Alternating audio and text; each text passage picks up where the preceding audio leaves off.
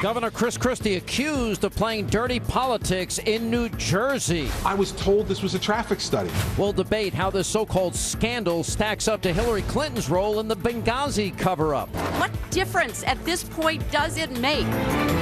Potential presidential candidate caught up in scandal. Christie in crisis. A big problem for a man with big ambitions. Is the media's obsession with a traffic jam in New Jersey just a smokescreen to divert attention away from this new tell-all book about the president? Our friends from the Five drop by to respond. Cops say this brutal knockout assault was nothing more than harassment? And the White House spends your hard-earned tax dollars on this global warming propaganda video. The fact is that no single weather episode can either prove or disprove global climate change. Our great American panel tackles the day's most outrageous videos. Inequality and lack of upward mobility. Transitional Living Fund. We call these communities promise zones. Expert wordsmith Frank Luntz goes in-depth into the left-wing lexicon of Democrats. All of that plus Brent Bozell's weekly review of the most outrageous examples of media bias. Hint, Chris Matthews is on this week's list. Hannity starts right here, right now. And welcome to Hannity. The mainstream media hoped it would be a real juicy story to lead their liberal newscast. The Democrats, they wish it would be his demise. But New Jersey Governor Chris Christie and his administration's involvement in the closing of a couple of lanes of the George Washington Bridge that led to a traffic jam back in September does not compare to the scandals that are plaguing the Obama administration. Now, you're not going to hear this in the mainstream media, in particular, the Benghazi cover-up. Let me explain why. Earlier today, just 24 hours after learning that one of his top aides was involved in ordering lane closures over some sort of political revenge, Governor Chris Christie came out and he did what any leader should do when they discover improper behavior in their ranks. I come out here today to apologize to the people of New Jersey. I apologize to the people of Fort Lee, and I apologize to the members of the state legislature. I am embarrassed and humiliated by the conduct of some of the people on my team. Think of that word, those words, I apologize. Now, that's a phrase that nobody in the Obama administration seems to know. They never say it. For example, remember when then Secretary of State Hillary Clinton was pressed for answers about what she knew and when about the Benghazi terror attack? Remember, that attack led 4 Americans dead. Here was her response. The fact is, we had 4 dead Americans. Was it because of a protest, or was it because of guys out for a walk one night who decided they'd go kill some Americans? What difference at this point does it make? It makes a big difference, but that's not all. That's also another key thing to point out here. Governor Christie had the moral courage in this situation to actually let heads roll. Watch this. This morning, I've terminated the employment of Bridget Kelly, effective immediately. I've terminated her employment because she lied to me. Now, that's not what happens when you work for President Obama. Now, after the Benghazi terror attack and Ambassador Susan Rice misled the American people, well, she went on 5 different Sunday shows to blame the attack on a YouTube video, which, by the way, wasn't true. And this is what happened to her. Put simply, Susan exemplifies the finest tradition of American diplomacy and leadership. So thank you, Susan, for being willing to take on this next assignment. I'm absolutely confident that you're going to hit the ground running.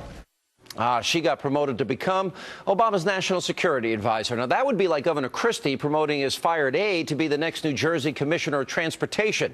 Now, the bottom line, the administration holds no one accountable, not when it comes to the botched Obamacare rollout, the IRS enemies list, the NSA spying scandal, and remember Fast and Furious? Well, that controversy, nothing happens there.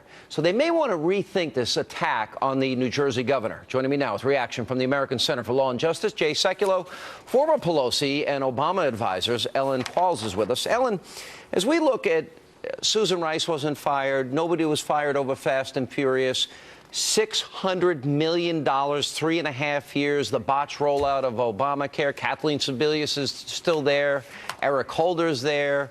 Do you think any of these people and any of these scandals in the administration should have been fired? Well, I think it's a unique day to be on your show, Sean, because usually I'm debating between people who believe government has a role in people's lives and a party that believes it doesn't. And today we're seeing a Republican leader whose top staff, if not himself, and we don't know, actually believe that government had a role in shutting down traffic for a town. I'll go one by one. Should Kathleen Sebelius and her incompetence over $600 million and 3.5 years in the website, is that reason enough to fire her? I don't think Kathleen Sebelius should have been fired. And I think Eric she's doing a Holder good over job. Fast and Furious, he shouldn't have been fired. We have a dead border agent. We gave guns to drug dealers and gangs and murderers and kidnappers. He shouldn't have been fired? The larger reality is that all of these fired? things have been investigated. No, all of these things have been investigated, and there's no smoking gun Susan Rice shouldn't have been fired? hoax. Susan Rice shouldn't have been fired either? Okay. Susan Rice reported what the intelligence community, bipartisan intelligence community, knew at the time. And Lois Lerner shouldn't have been fired either? Why are we talking about Lois Lerner? Why are we not talking about the news Here's why of the we're day, talking about Lois Christie? Lerner. Glad you brought that up, because today the Department of Justice information came out that the person that the Department of Justice, Eric Holder, put in charge of the investigation by the FBI of the IRS is a major donor to guess who? President Obama. So much for the nonpartisan review of IRS action that was targeting, in this particular case, acknowledged conservatives. So that's why we're talking about Lois Lerner. You know, Sean, here's something else. There's a difference between the way Chris Christie manages and this administration, their current president, manages. Chris Christie realizes that bad news does not get better over time. I took some courses at Vanderbilt in executive governance, and that's exactly what they say. You got to move quickly. He was decisive. He held those accountable, responsible. He took immediate action. The president, his response is to promote the people that caused the problem. Hey, Jay, that's the difference between their leadership styles. And to make Christie's actions a literal federal case is absurd. Governor Christie took action after emails revealed how culpable his administration was. Yeah, well, as soon as he found out, within 24 hours, boom, done. All right, but here's the difference. He didn't do it any quicker than that. Jay, He met with them, gave him 1 hour to respond. If he didn't get response, he took action. Exactly what he did. Vanderbilt would say textbook perfect. I've been very critical. That's how you lead. I've been very critical both on radio and TV of Governor Christie, Jay. He fired people here. And I bring up these other scandals because it's so partisan in Washington right now. And Benghazi, Fast and Furious, the NSA, the IRS, nobody fired. He went out and held nearly a 2-hour press conference today. Obama wouldn't. I don't see Obama ever doing something like that.